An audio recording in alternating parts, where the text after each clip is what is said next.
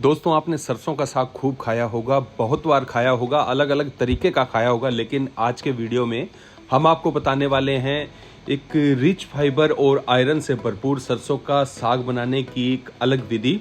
वैसे तो process same होगा, लेकिन कुछ इसके अंदर चीज़ें हम अलग से डालेंगे और ये बनाने वाले हैं हम देसी चूल्हे के ऊपर। तो ये हमारा चूल्हा जलकर तैयार हो चुका है और सरसों का साग हमने जो बारीक है वो काट लिया है। अब हम क्या करेंगे, हमने एक बर्तन लिया है, जैसे मिट्टी का बर्तन होता है, तो मिट्टी का बर्तन हमारे पास अवेलेबल नहीं था, लेकिन हम इसके अंदर जो टेक्सचर, जो टच देने वाले हैं वो मिट्टी वाला देने वाले हैं। तो जो ये चिकनी मिट्टी होती है उसको हमने गीला करके रख लिया था। अब उस मिट्टी को हम अच्छी तरीके से, जैसे कुम्हार करता है उस तरीके से बारीक बारीक कर लेंगे और ये मिट्टी हम लगाने वाले हैं इस बर्तन के चारों तरफ, ऊपर की तरफ, जिससे होगा यूं कि जो मिट्टी की वजह से एक तो बर्तन खराब नहीं होगा और बर्तन काला नहीं पड़ेगा। और वैसे मैं आपको बता दूं कि ये बर्तन वैसे सिल्वर का है और आप कोई भी बर्तन यूज़ कर सकते हैं। तो इस के ऊपर मिट्टी लगाने से क्या होता है कि जैसे मिट्टी का बर्तन होता है तो उसके अंदर खाना धीरे धीरे पकता है, सरसों का साग, तो धीरे धीरे इसके अंदर सरसों का साग पकता रहेगा। और इसके ऊपर होगा यूं कि जैसे आग या जो आंच होती है वो तेज होगी, कम होगी, लेकिन इसके ऊपर इतना असर नहीं पड़ने वाला है, जो पानी इतना अंदर जल्दी से कम नहीं होगा। तो ये एक अलग तरीके का एक मेथड है। और आप अगर चाहें कि गाढ़ा लेप लगा सकते हैं, हमने एक लेप लगाया, इतना काफ़ी होगा। और हमारे जो छत के ऊपर, टेरेस के ऊपर पालक लगी हुई है, तो पालक को हम काट लेंगे और उसके बाद धो के उसको सरसों के साग में डालेंगे।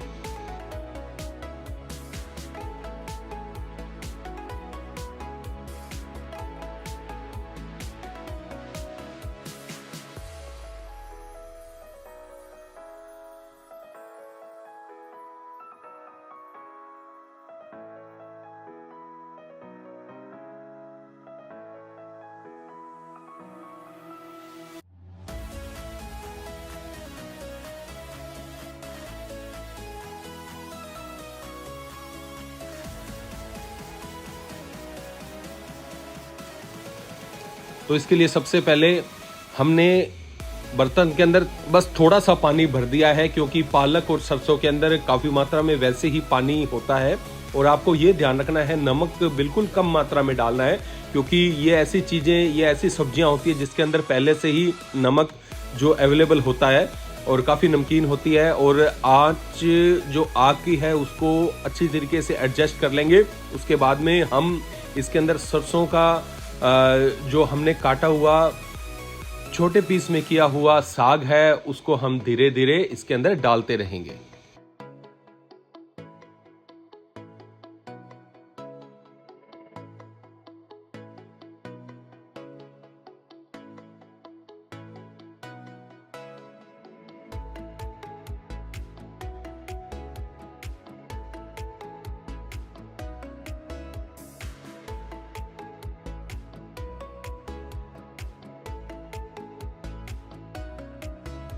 तो आप देख सकते हैं दोस्तों कितनी ग्रीनरी दिखाई दे रही है। तो इसके अंदर हमने पालक, सरसों का साग और जो बाथू या बथुआ कहते हैं, वो 3 चीजें हमने इसके अंदर डाली है।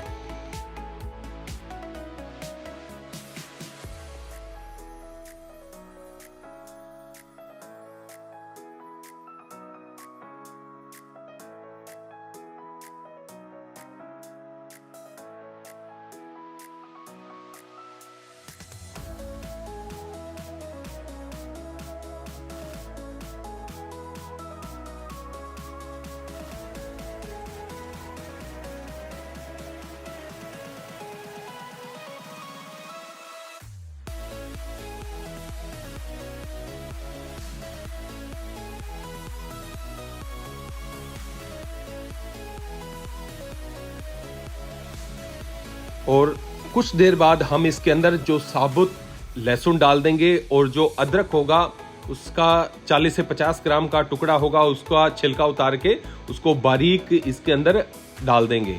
और साथ में हम डालेंगे साबुत मेथी। तो साबुत मेथी का एक अलग ही इसके अंदर टेस्ट आता है, आप डाल के देखना, बहुत ही अच्छा टेस्ट आने वाला है। तो इसके अंदर थोड़ी सी मात्रा में, लगभग 20 से 25 ग्राम साबुत मेथी डाल देंगे और डालने के बाद इसको अच्छी तरीके से हम इसे मिक्स कर देंगे।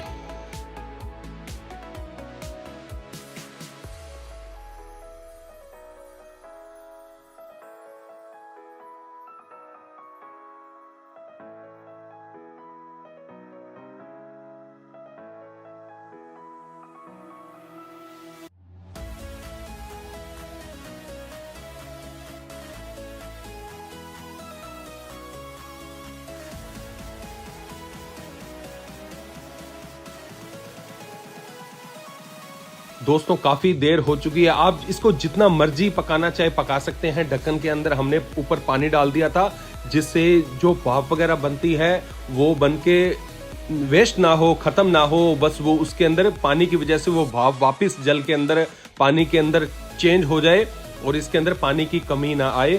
तो लगभग आधा से पौना घंटा पकाने के बाद में कुछ इस तरीके का जो टेक्सचर दिखाई दे रहा है। अब हम इसे आधा से पौना घंटा और रखेंगे। अब आधा पौना घंटा हो चुका है।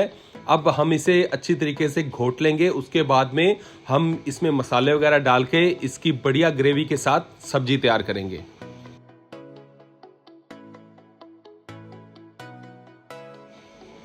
तो दोस्तों 2.5 से 3 घंटे के पकाने के बाद में हम अब इसे अच्छी तरीके से तैयार करने वाले हैं। तो हमने इसके अंदर जो नॉर्मली सब्जियां वगैरह आती है, जो प्याज वगैरह जो चीज़ें डलती है, उसकी ग्रेवी तैयार कर ली है। अच्छी तरीके से इसका मसाला तैयार कर लिया है। और अब हम आपको दिखाते हैं कि इसके अंदर हम डालने वाले हैं सरसों का साग। तो कैमरा थोड़ा सा एडजस्टमेंट करने के बाद में हम इसके अंदर पूरी ग्रेवी वगैरह डालने के बाद सरसों का साग डालेंगे।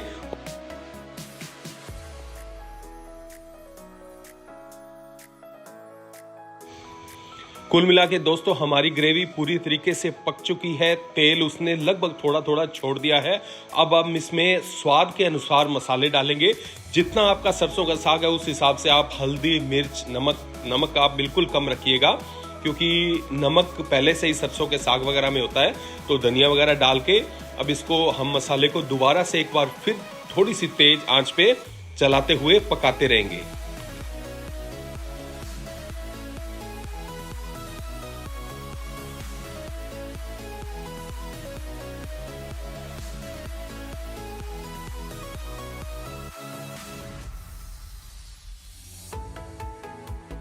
दोस्तों जो मसाले का रंग है वो बदल चुका है। अब हमारे पास है लहसुन और इस लहसुन को हम बारीक काट लेंगे, अभी नहीं डालेंगे। तो सरसों का साग जो हमारा घुटकर बढ़िया तरीके से जो तैयार हो चुका है, फुल ऑफ फाइबर। तो हम पूरे सरसों के साग को इसके अंदर डाल देंगे।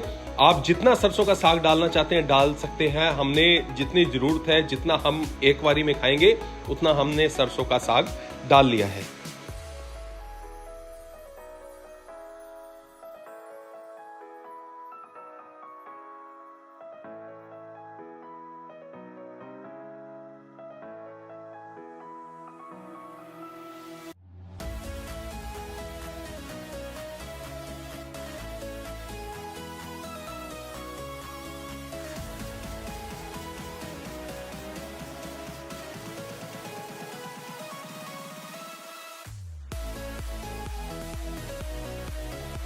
अब कुछ देर इसको पकने देंगे ताकि मसाले इसके अंदर अच्छी तरीके से मिक्स हो जाए।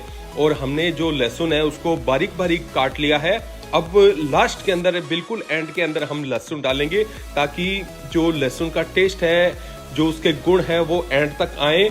और साथ में जो लहसुन का जो फ्लेवर है आप जानते होंगे, वो एक अच्छे तरीके से सरसों के साग में आप देख सकते हैं कितनी जबरदस्त, बता नहीं पा रहा हूँ, इतनी अच्छी खुशबू आ रही है।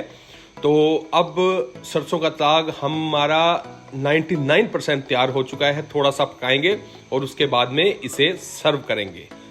तो साथ में हमने बनाया था एक रायता, बाथू का रायता, बथुए का रायता। तो रायता अगर आप चाहते हैं किस तरीके से बनता है बाथू का, तो और किसी वीडियो में हम जरूर बताएंगे। तो हमारा जो खाना वगैरह है, पूरा प्रोसीजर, रोटी वगैरह है, बिल्कुल तैयार हो चुकी है। अब हम इसे सर्व करेंगे। तो दोस्तों ये हमारा जो खाना है वो सर्व हो चुका है और इसका आनंद लेने के लिए हम तैयार हैं। लाइव रिव्यू लेते हैं। सरसों का साग, बथुए का रायता एंड रोटी।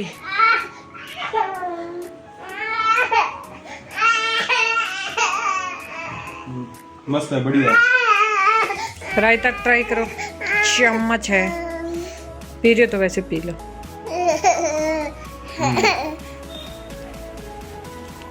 बढ़िया। राबड़ी का है वैसे, बथुए का रायता।